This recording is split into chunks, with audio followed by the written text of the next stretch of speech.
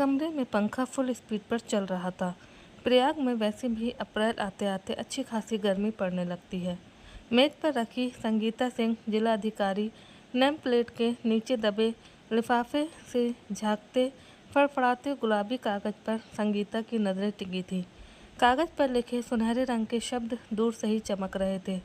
सुप्रसिद्ध लोक गायक मंगल प्रसाद के सुरों से सजी संध्या में आप सादर आमंत्रित हैं। मंगल, वह नाम पढ़ते ही संगीता का दिल डूबने सा लगा। उसने अपनी कुर्सी की पीठ पर सिर टिकाकर आंखें बंद कर ली। पलकों के पीछे एक जाना पहचाना सा दृश्य उभरने लगा। दूर दूर तक फैला गंगा का कछार और किनारे बसा प्रयाग के नज़दीक ही कहीं छोटा सा उसका गांव। मंगल, यही तो नाम था उसका। 9-10 बरस का लड़का आकर जोर से संगीता के कंधों पर धौंस जमाता और उसके कानों में चिल्लाता, धप्पा। संगीता ने अचकचाकर आंखें खोल दी।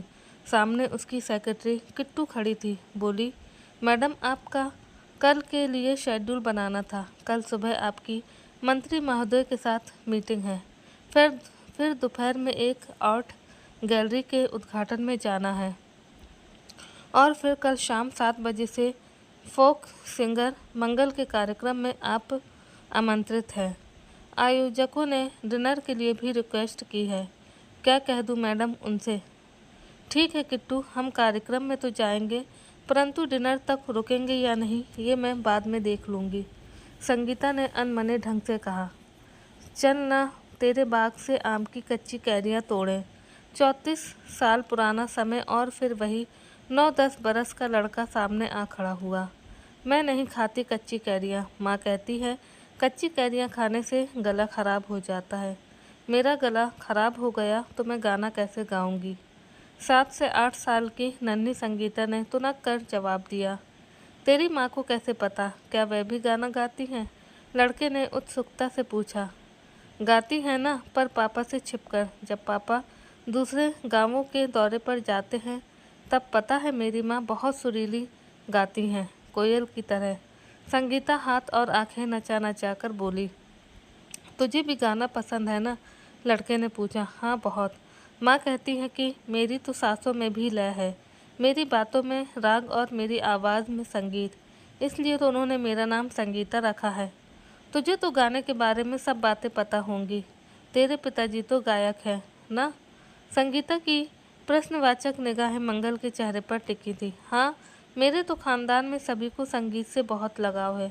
मेरे पिताजी और बड़े चाचा चैती, फाग, मल्हार, कजरी जैसे लोकगीत गाते हैं। माँ तानपुरा बजाती हैं और छोटे चाचा पखावज बजाते हैं। बाप रे, इतने बड़े बड़े नाम, संगीता बोली। फिर दोनों खिलखिलाते रहे और गंगा के कछार पर दौड़ लगाते एक दूसरे पर रेत उछालने लगे। कभी उस रेत का नन्हा सा घरौंदा बनाते। उस घरौंदे में एक कमरा संगीता के रियाज के लिए भी होता। संगीता के पिता ठाकुर कन्हैया सिंह गांव के जमींदार थे और सारे गांव में उनका बहुत रुतबा था। घर में 7 लोगों का परिवार साथ रहता था। कन्हैया सिंह, उनकी पत्नी प्रभावती, उनकी माँ शारदा देवी तथा 4 बच्चे। संगीता, उसकी सबसे छोटी बहन हेमा, मंझला भाई शुभम और छोटा यश। संगीता सबसे बड़ी होने के कारण अपनी उम्र से अधिक समझदार थी और माता पिता और दादी की सबसे अधिक लाडली भी। माँ प्रभावती ने संगीता को मंगल के पिता जगत प्रसाद जी के पास संगीत सीखने के लिए भेजना आरंभ कर दिया था। थोड़ी नानुकुर के बाद कन्हैया सिंह ने भी हामी भर दी थी, क्योंकि प्रभावती ने उन्हें ये समझाया था कि यदि संगीता भजन वगैरह गाना सीख लेगी तो उसका विवाह करने में आसानी होगी। अब सप्ताह में 3 दिन गांव की पाठशाला से लौटकर संगीता मंगल के घर संगीत सीखने जाती।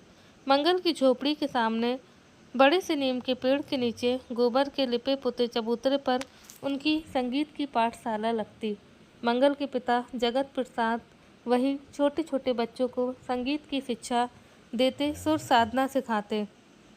एक बार उन्होंने संगीता की माँ से कहा था, आपकी बिटिया के गले में तो सरस्वती माँ का वास है, ठकुराइन, इसका संगीत का रियाज कभी मत छुड़वाइएगा। एक दिन वह संगीत की दुनिया का चमकता सितारा बनेगी। समय पंख लगाकर उड़ रहा था। अब संगीता 12-13 बरस की हो चली थी। प्रभावती अक्सर उसे समझाती, अब तू बड़ी हो रही है बिटिया, ये लड़कों के संग खेलना कूदना तुझे शोभा नहीं देता। पाठशाला से सीधे घर आया कर, थोड़ा चूल्हे चौके का काम भी सीख। परंतु संगीता तो संगीता थी, हवा में गूंजती स्वर लहरियों जैसी उन्मुक्त, गंगा नदी की लहरों जैसी चंचल। उसका मन कभी अपनी कोठी में लगता ही नहीं था।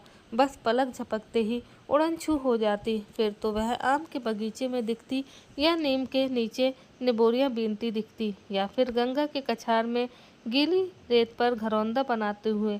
वह एक गर्मी की दोपहरी थी। आम के बगीचे में मंगल ने हमेशा की तरह संगीता की पीठ पर धौल जमाते हुए कहा, थप्पा। और फिर अचानक उसने संगीता के कंधे पर अपना चेहरा झुका दिया। संगीता के सारे शरीर में झरझरी सी दौड़ गई और सांसें धौंकनी सी चलने लगी। वह तुरंत भागकर अपनी कोठी के भीतर चली गई। उस दिन के बाद संगीता और मंगल के बीच प्रेम के बीज से नवांकुर फूटकर पल्लवित होने लगा। अब संगीता की कक्षा में दोनों एक साथ बैठने से कतराते, एक दूसरे से नजरें मिलते ही आंखों में मुस्कुराते और गंगा किनारे की तेरी पर बैठ भविष्य के सपने बुनते। उन सपनों के धागे कभी चांदी से रुपहले होते तो कभी सोने से सुनहरे। वह अपने सपनों की चादर में अपने अरमानों के सितारे और प्रेम के चमकते जुगनू टाकते। जगत प्रसाद की पारखी आंखों से ये सब अधिक दिनों तक छिपा न रहा। उस दिन जब संगीता की कक्षा समाप्त हो गई तो मंगल उठते हुए बोला, चल संगीता, तुझे तेरे घर तक छोड़ आऊं। जगत प्रसाद ने तुरंत कहा, बिटिया अब तू बड़ी हो रही है और समझदार भी। आज से तू अकेली घर जाया कर, या अपनी माँ से कहकर अपनी सवारी बुलवा लिया कर। अब मंगल तुझे छोड़ने नहीं जाया करेगा। संगीता के जाने के बाद उन्होंने मंगल को समझाते हुए कहा, देख मंगल, मैं सब देख रहा हूँ और समझ भी रहा हूँ। ये किशोर अवस्था का आकर्षक है और कुछ नहीं। झोपड़ी में रहकर कोठी के सपने मत देख बेटा। कहीं ठाकुर साहब को पता चल गया तो हम तो कहीं के नहीं रहेंगे। ठाकुर साहब हमें गांव छोड़ने पर विवश कर देंगे। फिर वही हुआ जिसकी जगत प्रसाद जी को आशंका थी। किसी ने संगीता और मंगल को साथ देखकर कन्हैया सिंह को खबर दी थी। उस दिन संगीता पर तो जैसे आसमान टूट पड़ा। कन्हैया सिंह अपनी पत्नी प्रभावती से दहाड़ते हुए बोले, देख लिया तुमने संगीत सिखाने का नतीजा। तुम ही इसको संगीत सिखाना चाहती थी ना, देखा कैसे उस नचइये गवैये के संग मुंह काला करके आ गई तुम्हारी लड़की। मेरी तो सारी इज्जत मिट्टी में मिल गई। अब मैं इसे पढ़ने के लिए शहर भेज रहा हूँ और सभी कान खोलकर सुन लो, कोई भी मेरे इस निर्णय पर उंगली नहीं उठाएगा। हेमा, शुभम और यश सहम कर दादी के पीछे छिप गए। संगीता रोती रही, चीखती रही, चिल्लाती रही, परंतु सभी ने जैसे अपने कानों में रुई भर ली हो। किसी ने उसकी एक बात भी नहीं सुनी। शहर में संगीता को छात्रावास में डाल दिया गया। संगीत छूटने से जैसे संगीता का मन ही मर गया। उसने स्वयं को पढ़ाई में झोंक दिया। वह दिन रात मशीन की तरह पढ़ाई में जुटी रहती, जहाँ केवल किताबें ही उसकी सखियाँ थीं। पढ़ लिख कर बड़ी अफसर बनना ही उसके जीवन का उद्देश्य रह गया। इस बीच एक बार गांव आने पर दादी ने पूछा, ब्याह कब करना है बिटिया? उम्र तो हो गई तुम्हारी। मुझे IAS बनना है दादी, उसके बाद ही ब्याह के लिए सोचूंगी। हेमा, शुभम और यश भी अपनी अपनी स्कूली पढ़ाई के पश्चात अलग अलग शहरों में आगे की पढ़ाई कर रहे थे। साल पर साल बीतते जा रहे थे। संगीता का मंगल से संपर्क पूरी तरह से टूट गया था। उसने मंगल की यादों को भी अपने सीने में हमेशा के लिए दफन कर दिया। मंगल के प्रति उसका प्रेम सच्चा था, पवित्र था, इसलिए उसने मंगल से पुनः कभी भी न मिलने का निर्णय लिया। संगीता जानती थी कि यदि उसके पिता को पता चल गया कि वह और मंगल एक दूसरे के संपर्क में हैं तो वह मंगल को जीवित नहीं छोड़ेंगे। इसी बीच कन्हैया सिंह का अचानक सड़क दुर्घटना में देहांत हो गया। पिता के देहांत पर जब संगीता गांव आई तो उसे अपनी बचपन की सहेली से पता चला कि मंगल का परिवार गांव छोड़कर राजस्थान चला गया है, जहां की कड़कड़ में लोक संगीत बसा है। मंगल के परिवार को वहां बहुत प्रसिद्धि मिल रही है।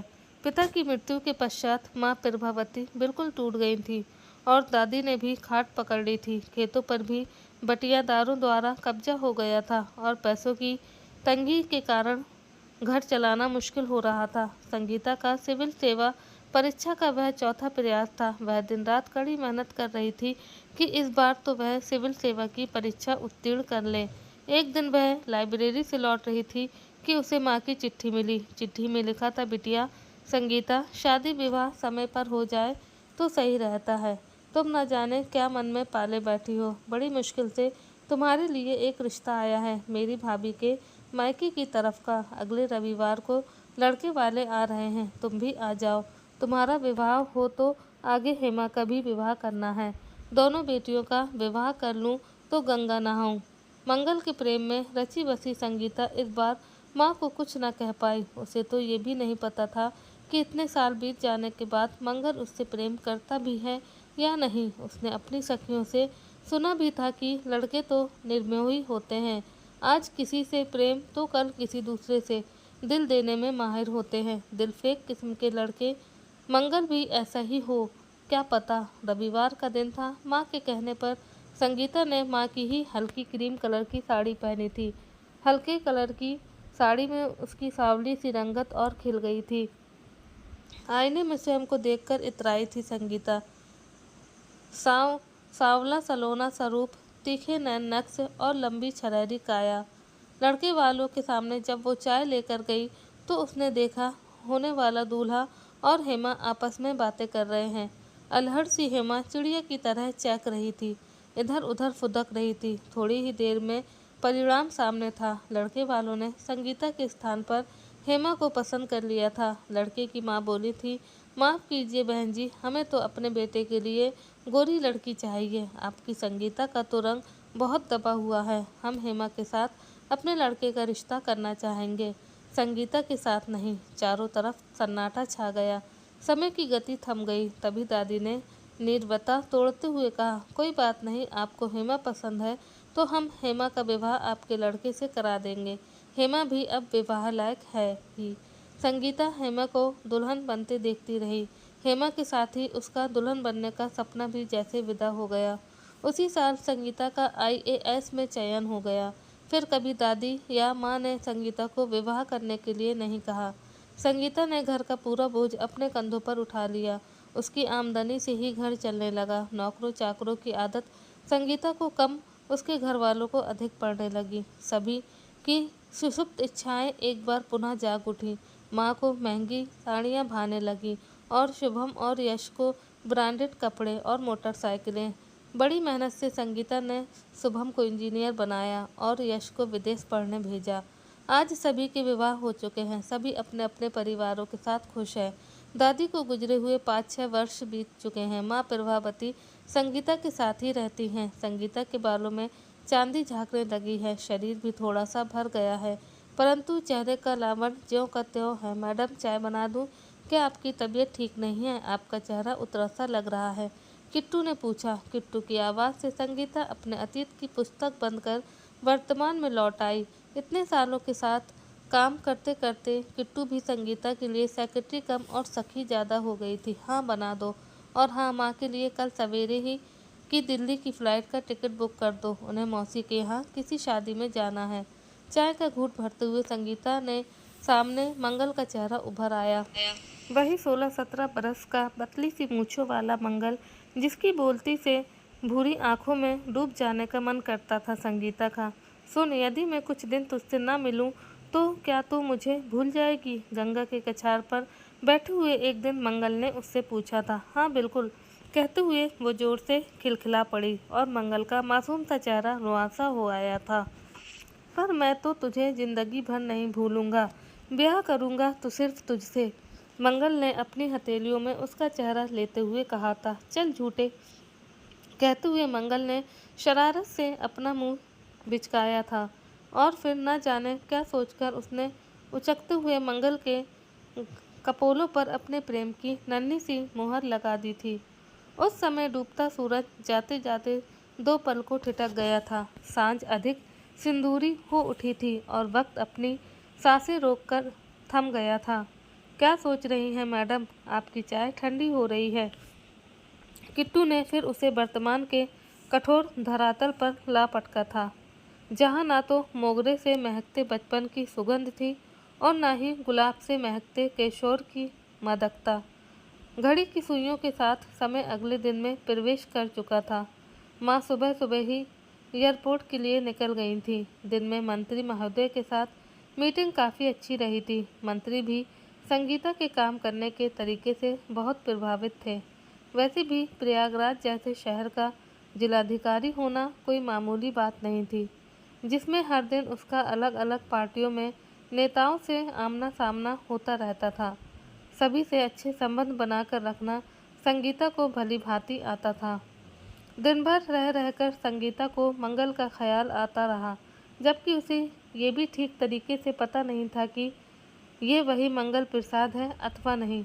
उसके मन में मंगल के लिए कोई बेचैनी या तड़प नहीं थी, बस एक उत्सुकता भर थी कि वह अब न जाने कैसा दिखता होगा। उसने विवाह कर लिया होगा तो उसकी पत्नी भी साथ आई होगी। न जाने उसके परिवार में कौन कौन होगा। आर्ट गैलरी के उद्घाटन का कार्यक्रम समाप्त होते होते शाम के 6 बज गए थे। मंगल का कार्यक्रम आरंभ होने में अभी भी 1 घंटा शेष था, इसलिए संगीता ने ड्राइवर से अपनी सरकारी गाड़ी घर की ओर मोड़ने के लिए कहा। घर पहुंचकर उसने हल्के पीले रंग की हरे बॉर्डर वाली अपनी मनपसंद साड़ी निकाली। फिर अचानक ही नन्हा सा मंगल टपक पड़ा। तू ये पीले रंग के फ्रॉक में कितनी प्यारी लगती है, ये रंग बहुत जचता है तुझ पर। हाँ मालूम है मुझे, माँ कहती है कि सांवली रंगत पर हल्के रंग ही फबते हैं।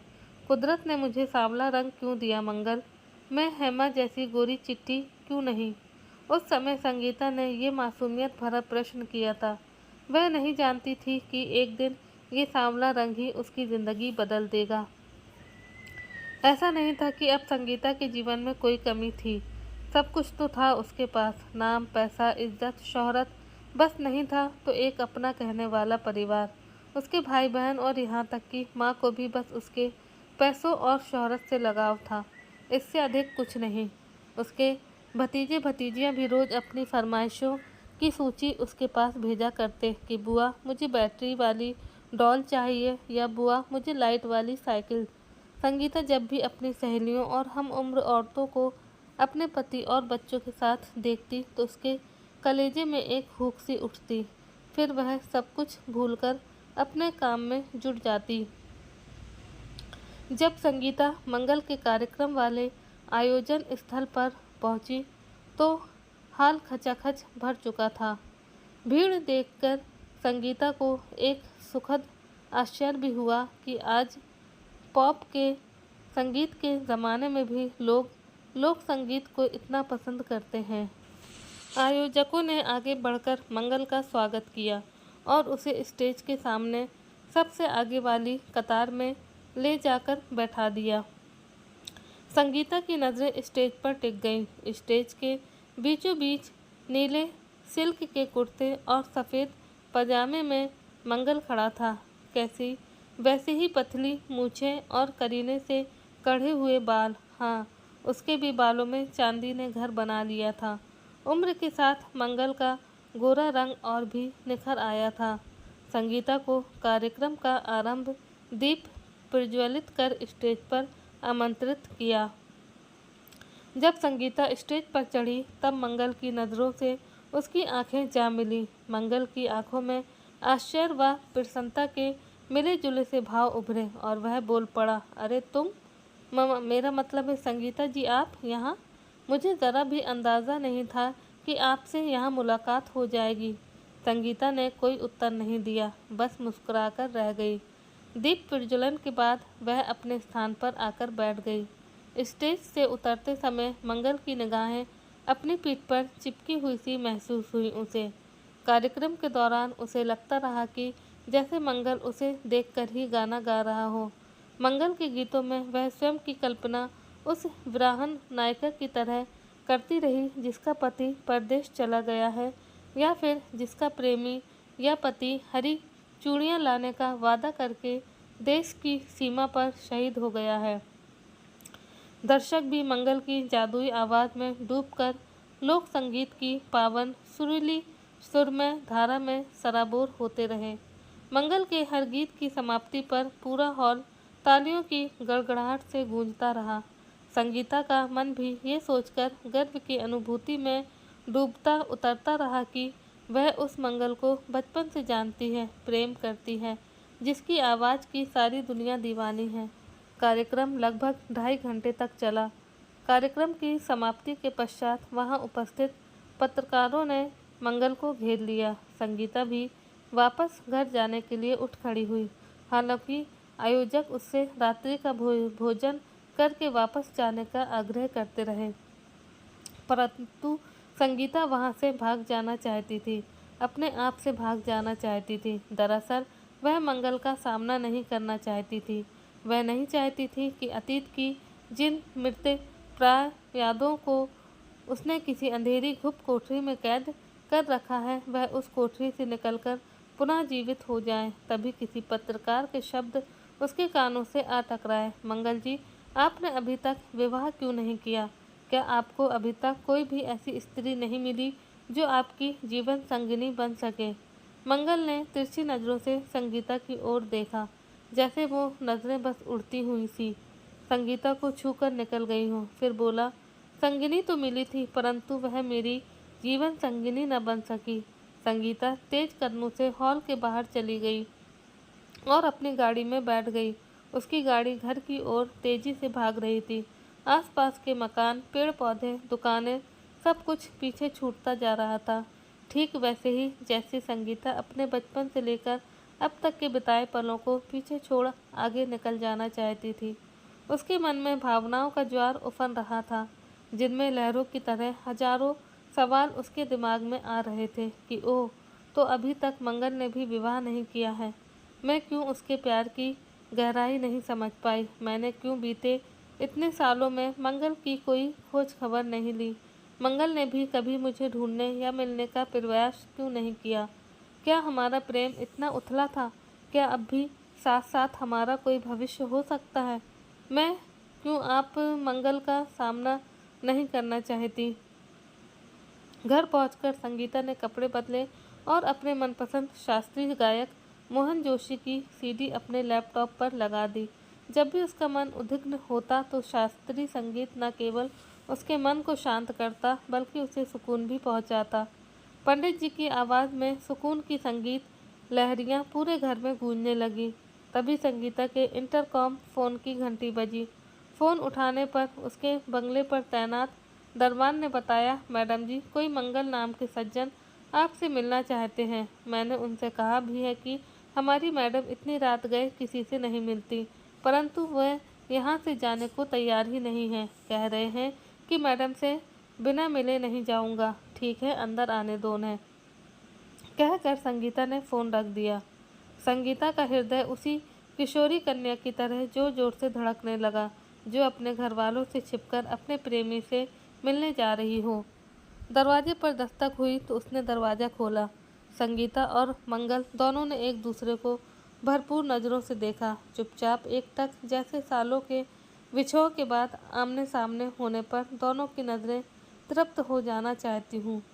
उन पलों में समय वैसे ही ठहर गया, जैसे किसी झील का ठहरा हुआ पानी। मंगल ने ही चुप्पी तोड़ते हुए कहा, इतने सालों बाद तुम्हें देखकर मैं कितना खुश हूँ, बता नहीं सकता। मैं तो तुमसे मिलने की उम्मीद ही छोड़ बैठा था। मुझे लगता था कि तुम्हारी शादी हो गई होगी और तुम अपनी गृहस्थी में मस्त मग्न होगी। आज पता चला कि तुमने भी मेरी तरह शादी नहीं की। तो डीएम साहिबा, क्या आपने अपने घर के अंदर नहीं बुलाओगी? हम यूं ही दरवाजे पर खड़े खड़े ही बातें करेंगे। रात बहुत हो चुकी है मंगल, हम कल बात करेंगे। संगीता ने संक्षिप्त सा उत्तर दिया, परंतु मुझे तो अभी ही तुमसे ढेर सारी बातें करनी हैं। तुम्हारे साथ अपने भविष्य के सपने सजाने हैं। हम दोनों ने ही इतने सालों तक एक दूसरे का इंतज़ार किया है। अब हमें अपनी ज़िंदगी एक साथ बिताने पर गंभीरता से विचार करना चाहिए। संगीता, सीधे शब्दों में कहूँ तो मैं तुम्हारे समक्ष विवाह का प्रस्ताव रखना चाहता हूँ। क्यों ना हम जल्द से जल्द विवाह बंधन में बंध जाएं। तुम्हारा क्या ख्याल है? मुझसे विवाह करोगी ना? मंगल ने संगीता की आंखों में झांकते हुए कहा।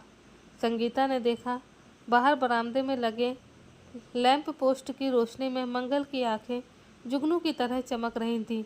भोली निश्चल सी आंखें, जिनमें संगीता के लिए प्रेम छलका पड़ रहा था। संगीता ने अपनी नज़रें झुका ली। उम्र के जो वसंत बीत जाए वे दोबारा नहीं लौटा करते मंगल। ये सच है कि मैंने भी तुम्हें टूटकर चाहा है। अपनी कल्पनाओं की दुनिया में न जाने कितनी बार मैं तुम्हारी दुल्हन बनी हूँ और तुम मेरे प्रियतम। परंतु जिस संगीत ने हम दोनों को जोड़ा था, वह संगीत ही मेरे भीतर अब सूख चुका है। अब इस पतझड़ के मौसम में बहारें दोबारा नहीं आ पाएंगी। हो सके तो मुझे क्षमा कर देना। ये क्या कह रही हो संगीता? तुम तो ऐसी नहीं थी। तुम इतनी निष्ठुर कैसे बन सकती हो? मंगल की आवाज़ भावुकता में बहकर लड़खड़ाने लगी। निष्ठुर मैं नहीं, हमारी नियति है मंगल। अब तुम जाओ, मुझे सोना है। कहकर संगीता ने दरवाज़ा बंद कर दिया और दरवाजे पर पीठ टिकाकर खड़ी हो गई। उसकी आंखों से गंगा जमुना बह निकली। संगीता के मन के भीतर समाई लड़की का मन हुआ कि वह दरवाज़ा खोलकर देखे कि मंगल वहीं खड़ा है या चला गया। वह दौड़कर मंगल के सीने से लग जाए और कहे कि हाँ मंगल, मैं भी तुमसे बहुत प्यार करती हूँ। मैं भी तुम्हारे साथ जीना चाहती हूँ, तुम्हारी बाहों में मरना चाहती हूँ। मगर तुरंत ही उस प्रेम में पगी हुई लड़की का स्थान जिलाधिकारी संगीता ने ले लिया। घर में पंडित मोहन जोशी की आवाज़ में राग मल्हार गूंज रहा था और संगीता की आंखों से आंसुओं की बरसात लगातार हो रही थी। कुछ प्रेम अधूरे शब्दों में ही पूरे होते हैं। तो बस आज की कहानी में इतना ही। आप सबका बहुत बहुत धन्यवाद।